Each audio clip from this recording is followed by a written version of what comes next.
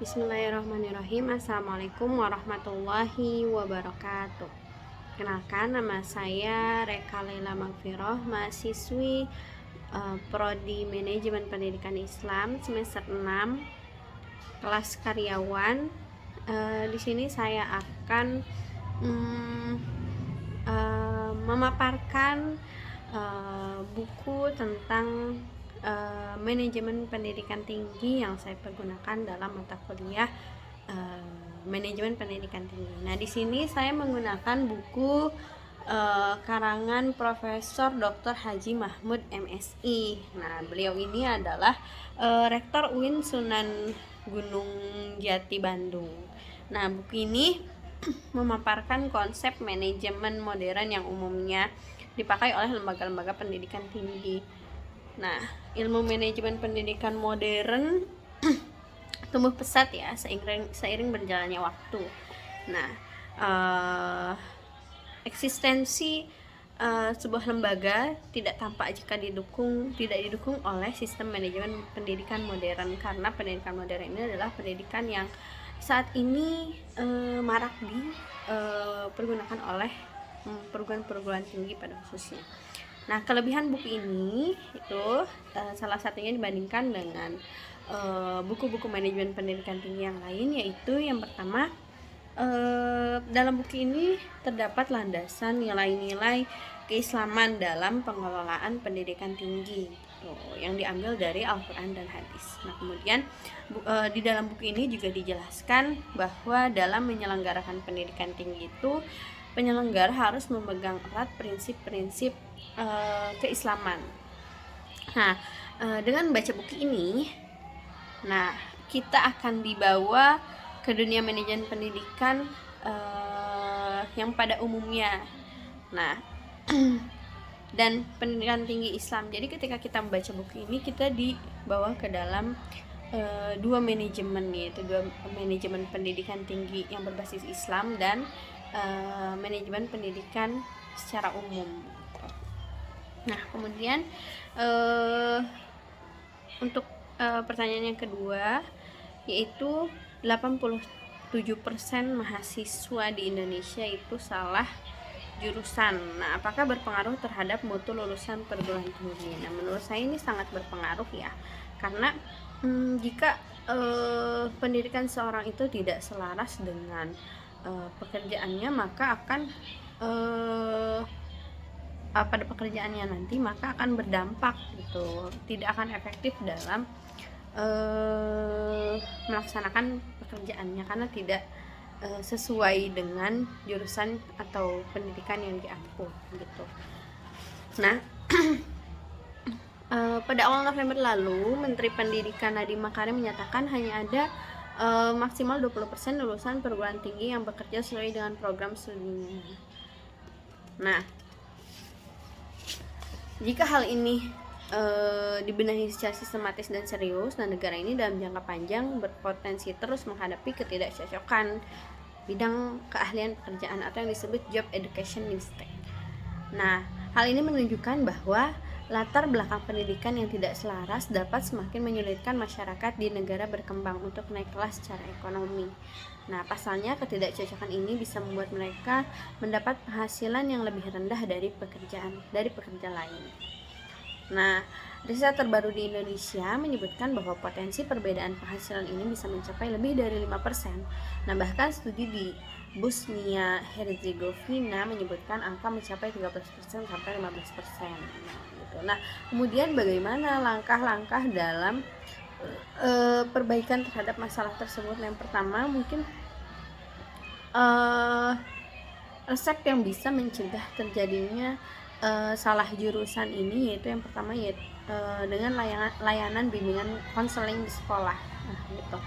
Selain sebagai pusat pendampingan aspek kesejahteraan siswa, nah, layanan ini juga berfungsi membantu mereka memilih kegiatan ekstrakurikuler, kemudian program studi nanti ketika mereka akan kuliah, dan memantapkan penguasaan karir yang sesuai minat, bakat, ciri kepribadian lainnya.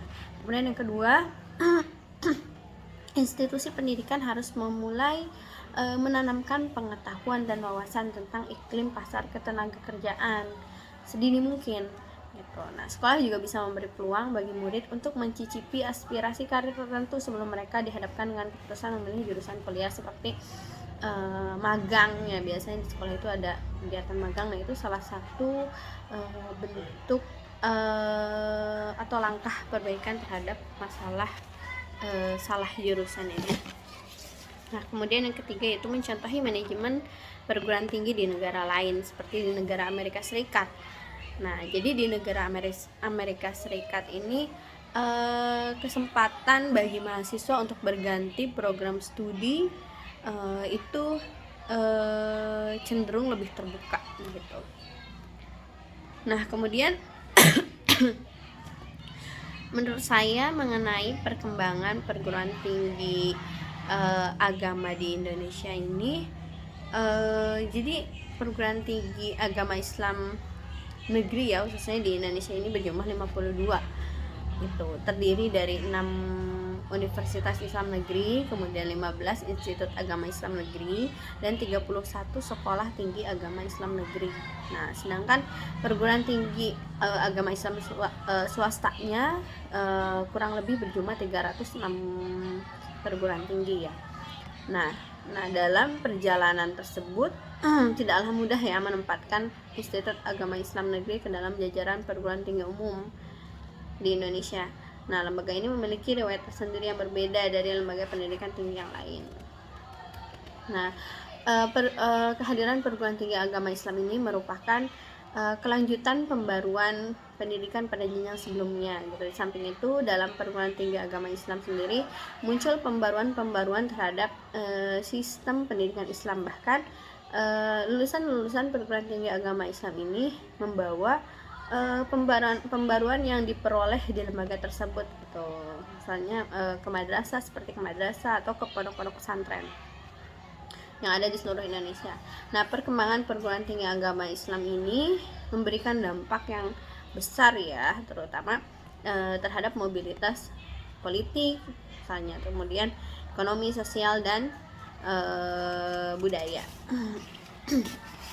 khususnya di kalangan umat Islam ya di seluruh Indonesia gitu. Nah, mungkin saran kepada seluruh pengelola perguruan tinggi agama Islam untuk selalu mengembangkan lembaga pendidikan Islam ini sebagai agen-agen pembaruan pendidikan Islam dengan selalu berupaya meningkatkan mutu lulusannya gitu, sesuai dengan kebutuhan agama, bangsa, dan masyarakat. Nah, kemudian saran juga untuk pada pemerintah untuk memberikan perhatian yang lebih besar terhadap lembaga pendidikan tinggi Islam dalam rangka meningkatkan kesejahteraan umat Islam di Indonesia dengan mensejajarkan perguruan tinggi agama Islam dengan perguruan tinggi umum lainnya gitu, tanpa adanya diskriminasi dalam berbagai hal terhadap perguruan tinggi Islam. Kemudian kepada umat Islam di Indonesia diharapkan memberikan dukungan yang lebih luas gitu terhadap lembaga pendidikan tinggi Islam ini dalam rangka meningkatkan peran yang lebih besar terhadap perguruan tinggi agama Islam di Indonesia dalam rangka mengembangkan dan mengaplikasikan ajaran-ajaran Islam. Jadi khususnya masyarakat Indonesia ya harus lebih ikut berkontribusi dalam mengembangkan perguruan tinggi agama Islam khususnya gitu. Karena kalau bukan masyarakat Indonesia yang beragama Islam, siapa lagi yang akan ikut memajukan pendidikan yang berbasis agama gitu, berbasis agama Islam selain kita masyarakat yang beragama Islam gitu. Nah, kemudian